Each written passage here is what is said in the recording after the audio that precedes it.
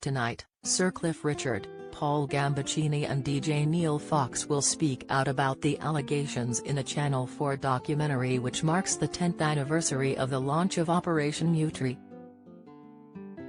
The police investigation into the sexual abuse allegations was established in the wake of the Jimmy Savile scandal. However, no charges have ever been made against the celebrities and the three strongly deny the claims. Sir Cliff was dragged into the Yewtree investigations in 2014 when he was accused of assaulting a schoolboy during a Christian rally in Sheffield. However, the We Don't Talk Anymore singer went on to prove his innocence and he sued the BBC over its coverage of the case, receiving £210,000 in damages. In a new interview with Express.co.uk, abuse lawyer Alan Collins, who has represented several of Savile's victims, discussed the impact Operation Yewtree had on both its victims and the accused.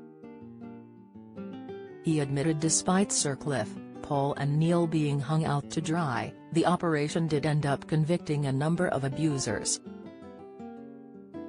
In the wake of Savile and Operation Yewtree, other celebrity scandals emerged, Alan stated. Plus, thousands of abuse allegations, not involving celebrities. So I think had it not been for Yewtree, a lot of abusers would have continued to have got away with it. When discussing how the allegations would have damaged Sir Cliff's reputation, the lawyer continued, I think that's why Cliff Richard sued the BBC. I think the impression is that he was wrongly targeted and the way that the police and the BBC went about it, was all wrong. I think one of the criticisms made by some is that the police were too ready to accept allegations and pursue them and not to have done so effectively, Alan added. I'm not saying that the argument is correct, but I think that is the argument in some quarters.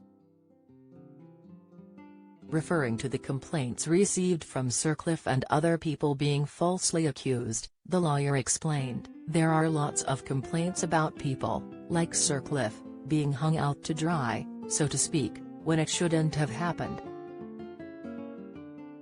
On the other side of the coin, of course, is the argument that if it wasn't for Operation Yewtree, lots of true abusers, in other words, people who have been successfully prosecuted would have got away with it.